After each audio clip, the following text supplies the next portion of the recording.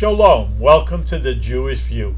My name is Rabbi Nachman Simon with the Chabad House of Dalmar, and we're talking today about the book, the Tanya. It's a sefer. In Hebrew, a book is a sefer, and it's a thin book. It's not the biggest encyclopedia, but it's chock full of deep ideas from the founder of the Chabad Hasidic movement, Rabbi Shneur Zalman. And actually one of his chaverim, his colleagues, who was a great rabbi in his own right, Rabbi Zushan Apoli, says when he was given for approbation, saying, is this a proper book? And a proper deep ideas. He says, it's incredible. He said, what do you find so incredible? That how you can bring such a big God inside of such a small book. So it's a small book and compared to really big textbooks, encyclopedias, but it's chock full of the deepest ideas. And the Alter Rabbi, we call him the Old Rabbi because he was one of the original Chabad rabbis. He says, anybody has problems, write to me and I'll write you back. And he did for a while, but then it became so much. How many write to thousands of people? And the truth of the matter is, people's problems repeat themselves.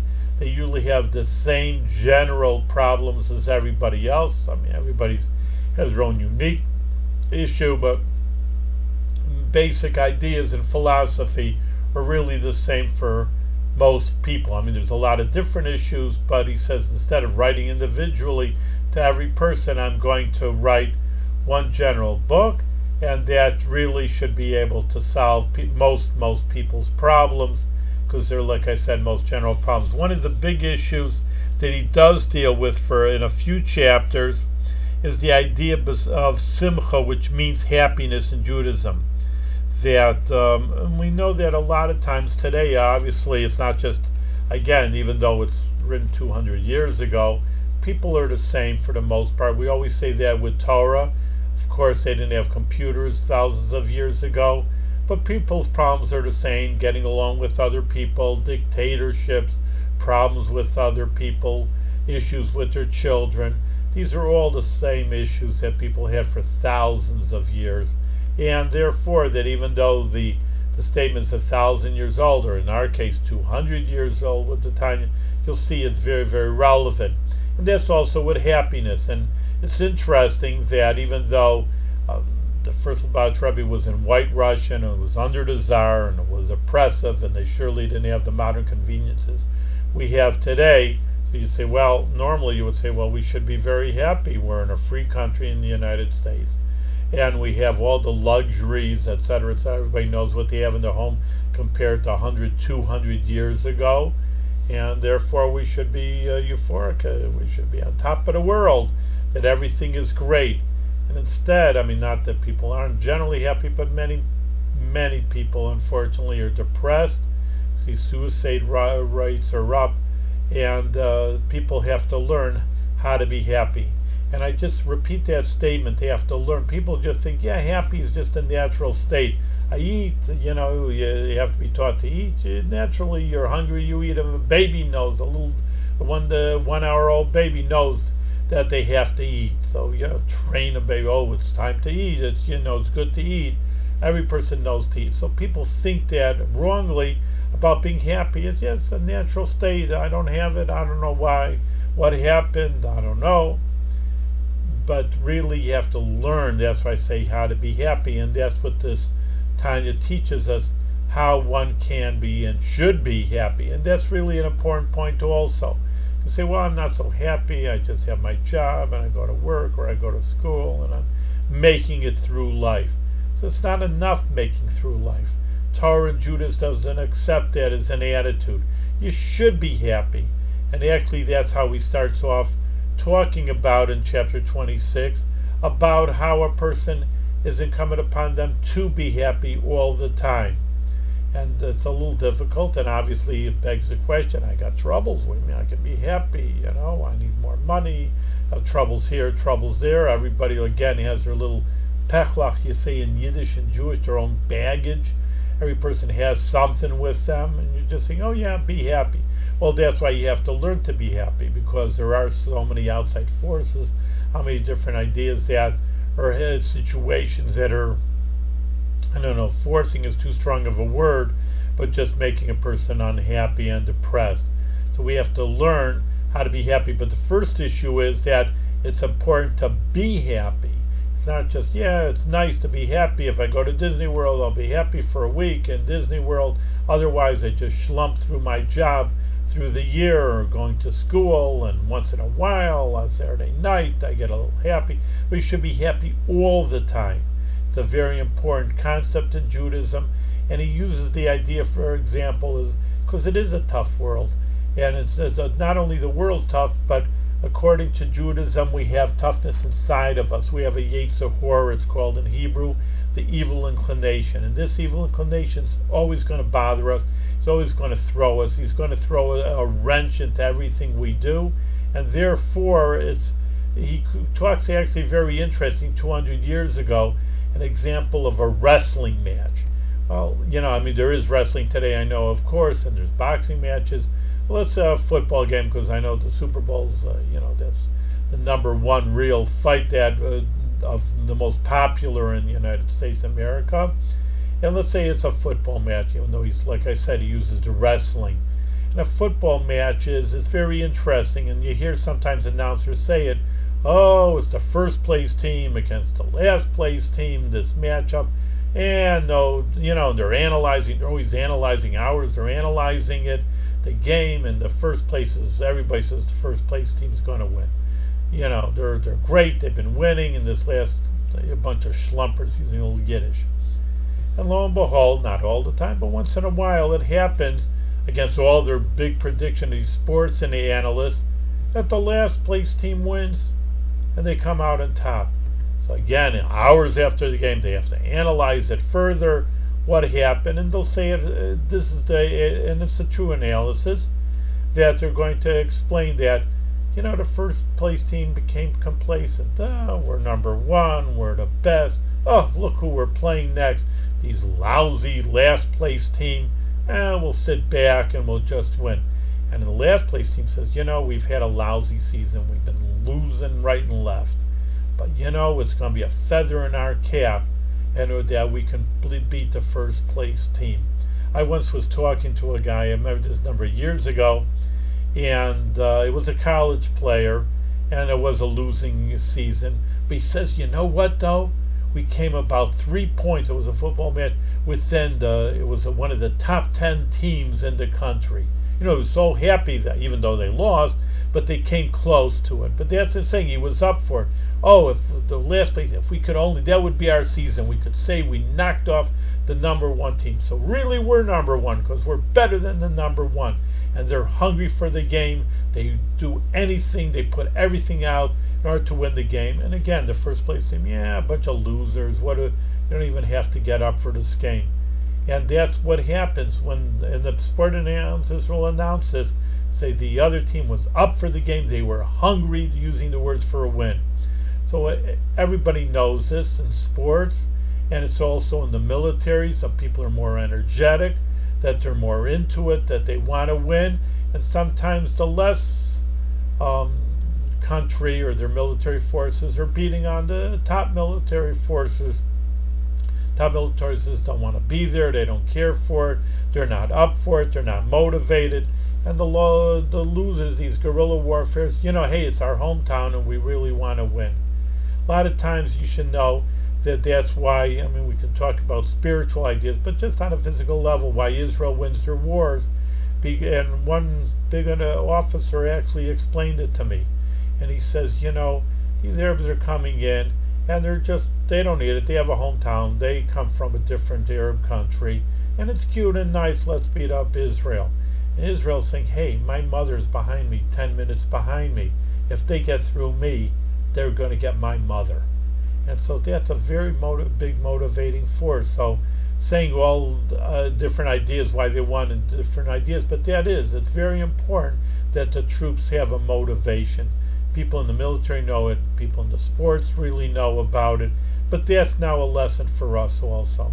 That we have to know that if you're going to, schlump, and be lazy about it, then, and he uses this idea with wrestlers, then even if you're better, you're up for it, you're smarter, you're better than the evil, We have right on our side. If you're going to schlump about it, you're going to be laid back, then you're not going to win. You're going to be a loser yourself. And the other team's so motivated to trip you up. Sometimes evil people are more motivated than anybody else. We see that in World War II and the Holocaust. They're so energetic, conquer the world, and everybody's just leave us alone. We just want to live our lives. Just get away from us. But they don't. The evil's just saying, no, we're really going to conquer the world. And we see that with the miracles of God. They didn't, but they conquered surely the whole continental Europe and in North Africa. So they were very motivated for what they were doing. And everybody else was just leave us alone. We had enough war. We don't want to fight. Let's just have peace. But the other side doesn't want it. So that's an important lesson for us personally, that the evil just wants to see nothing but make us into chopped liver, we could say. But we, on the other hand, have to know that if you're going to win, you're going to be up for it. How do you be up for it? You're going to have to be happy. It's very interesting, using again back to that example, the military, they have a band. What are they, orchestra players? What are they? They're soldiers. What do they have a band for? They're not a theatrical group. They're a military group. What do you have a band for? But why do they have a band? Because they're singing in cadence and they're marching with trumpets. And they know music is the right music is a very motivating force. You're up for it. They have, you're going back to the football players. They have a band. What's the band? This is not the theatrical, the theater, the music majors in the college. What are they doing in the football stand? This is the sports, recreational. It's not music. So again, that's the idea. The music is a very big motivation.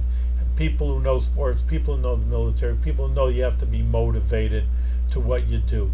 Back to our issue also, that's the point that the Alter Rebbe uses, that point that you have to be motivated to win the evil. And so it's not enough, okay, I'll schlump through life, good enough, whatever I do, let's just make it, so long as there's no trouble. You're going to be tripped up. And you have to be up for it and happy for what you're doing and motivated, and that'll make you the winner. Well, that's all very good and said and true. But that there are troubles. People do have real troubles. There are monetary troubles. You say it in the Hebrew on the New Year. You wish for three things, three basic things. B'nai, which means children. Unfortunately, some people even have big troubles that not having children, so obviously that's a very big problem for them.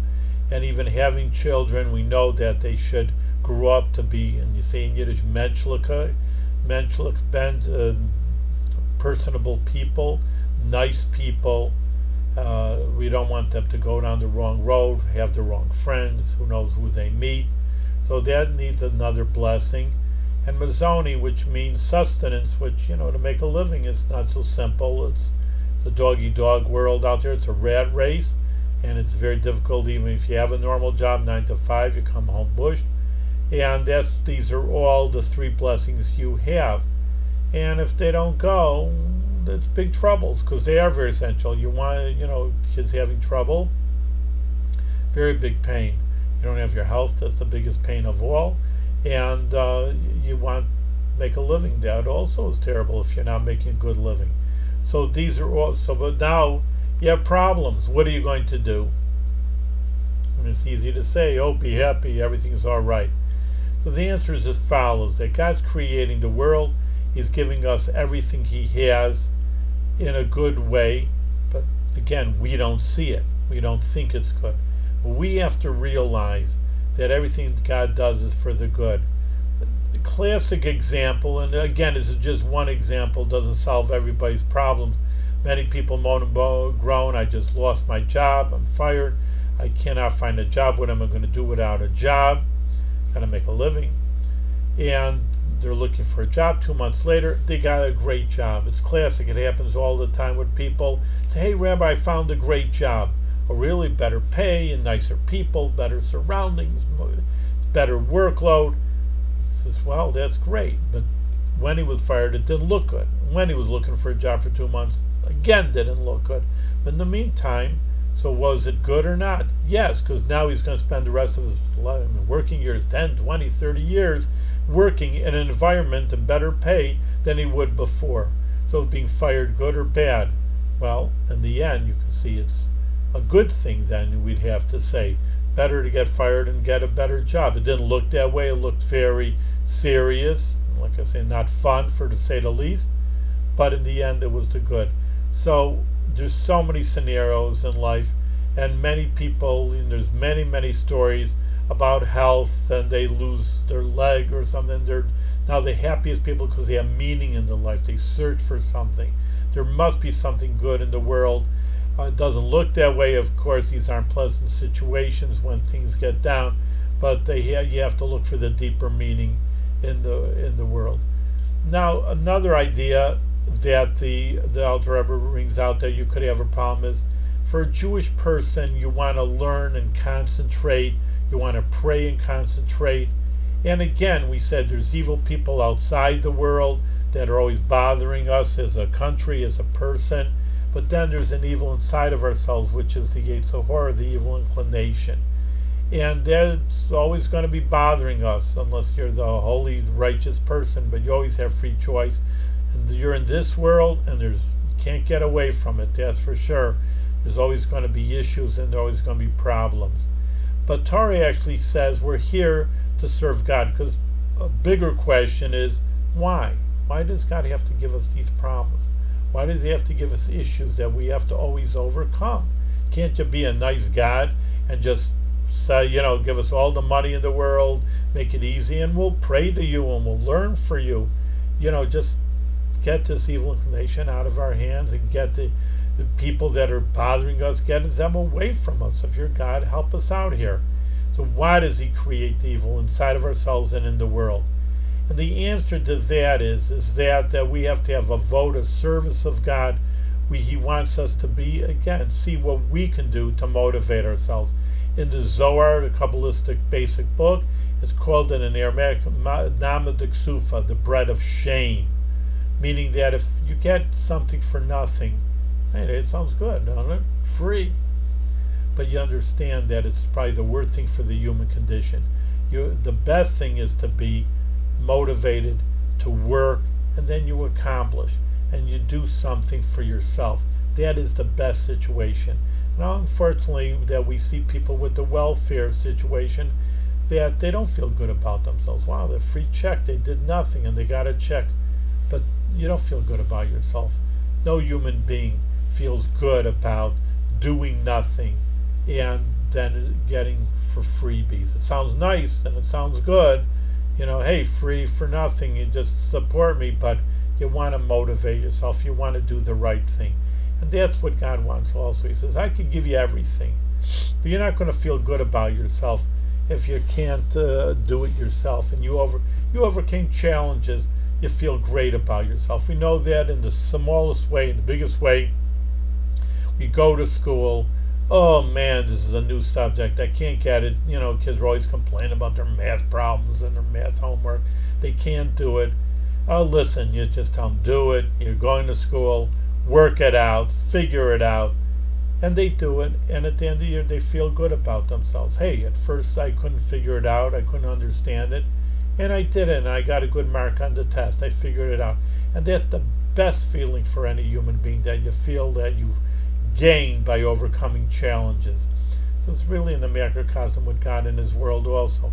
Yes, there's constant problems and situations, but if you overcome them, then you'll be able to be the happiest person in the world. And even while you're working it through, it doesn't mean it's going to be automatic.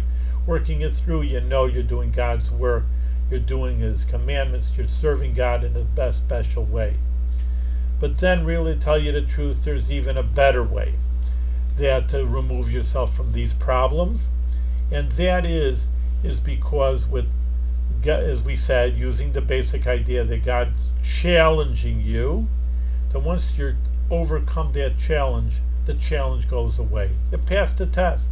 Again, maybe using that example we just said, you're in high school and you have a Regents exam and you worked hard in biology and I couldn't figure it out at the beginning of the year. And I looked through the textbook, so difficult, but you went through the whole year, you worked hard, did your homework, studied well, and then you got a good mark on your Regents. Okay, very well. So maybe next year we'll give you the Regents in biology again. No. What's the use? You passed it once, you're done. You're done. You finished Regents biology. They're not going to give you the same course. Again, you overcame that challenge of whatever the study program. You did it, you accomplished, you succeeded. You're done. No one's going to give you that Regents biology the rest of your life. You're finished. So it's the same thing in a wild card in a very deep sense. This is what we can talk about here also. God's giving us challenges. The challenges are all from God. They're not from an outside force. This is monotheism. It's not like the devil made me do it. There's a devil out there. Yes, we just said, yes, there is evil in the world, but ultimately it's controlled from the one God. He's setting it up. And for example, maybe again, going back to sports example, would be that the Yankees have to play the Red Sox. Ooh, that's the biggest game, the two great teams, and it's, I'm sure to talk to the players, this is a real challenge. Yeah, we got to play a series with either you're the Yankees against Boston and Boston against the Yankees. Oh, this is really tough. We're going to have to motivate to get it going. But the Yankees don't play the Little League.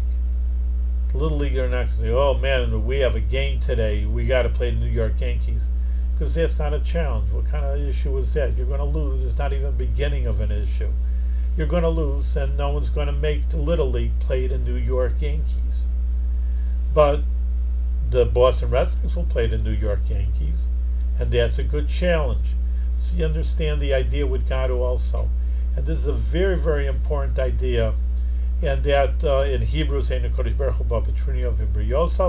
God doesn't come to his creatures with a harder load than they can take. This is an incredible, incredible idea that I wish everybody would hear, because I feel bad when there is suicide or people give up and they can't handle it anymore. That ultimately you believe God is in charge of the world. He's not only created the world, but he set up these situations, if you want to say the tough situations, these obstacle situations. And it looks tough, and I'm not downplaying it. I'm not saying it's easy. No one's saying that. No one promised you a rose garden. It's just not going to be easy. I said it, it's a constant. So we know that. It's a given. But, on the other hand, we know that who's setting up the situation. The Little League's not going to find out on the roster that they have to play the New York Yankees. So too, whatever challenges you have, and they may be difficult, and we said that, I'm not downplaying it, but whatever challenges you come to you was set up from the programmer of the scorecard, and that's God himself, and he made this situation. So whatever situation you find in yourself, you have the positive idea you can overcome. Most people, that's what they give up, because it's a deck of cards. For example, you're given a lousy hand, you're just given a lousy hand. There's nothing you're going to do about it anymore. The other guy's got the better hand, you were dealt a poor hand. The cards aren't there, they're just not in the cards. Well, you could say that for a deck of cards, but you can't say that for God. So even though people just say, this is what God gave me, I have problems, and again, I'm not deleting that. The people have incredible problems in their life. I'm a rabbi, I hear them, I know them, I counsel them, I know what kind of problem people have, and so I see the worst situations in the world. But I also know that there's a God in the world, and this God doesn't come again with a harder load than any human being can take. So if you're in that situation, then you know for sure that every situation you can overcome. Now, one idea from the President Lubavitcher Rebbe, and someone wrote to the Rebbe, and again, like I say, people wrote to the first Lubavitcher Rebbe 200 years ago about all their problems. Well, people still have problems, to say the very least, as that's what we've been talking about. And she wrote to the Rebbe, it's a known story, that she was abused when she was a child. And these are horrible situations. And it's you see a monkey on their back, it's like a gorilla on their back. It's an incredible, incredible situation. Young, pure, little innocent children, and they're abused. It's terrible, terrible. On the other hand, so she was right. On the other hand, she wrote to the Rebbe, it's just too much more than I can handle. Why was I given such a challenge? Obviously, most, thank God, children don't have to go through that. And there she sees, listen, as a innocent child, I had to go through that. Why me? And I can't take it anymore. And the Rebbe wrote her a beautiful answer and said, you should know that everything you are, that everything you pass through you, everything you was challenged to you is all from God. And God gave you that ability to overcome all your challenges. So that, I think, is in a nutshell, that everything that God gives us, the Rebbe said clear to this person, but he means to every person. People do have their problems, they do have their issues, but one way, back to the story, to be happy is, like I said with my example, the regents in the biology, that once you pass the test, you don't have to, you're done. So one of the ideas he says later in the Tanya, in this beautiful sefer in the book, is that once you stand up to the challenge, almost like to a bully. That would be a good example. You stand up to the bully instead of, oh, he's picking on me, he's picking on me, he's picking on me every day, he picks on me. Then you stand up to the challenge and you say, yeah, try to do something about it. The bully goes away. And so therefore the bully runs away and you stood up to the challenge.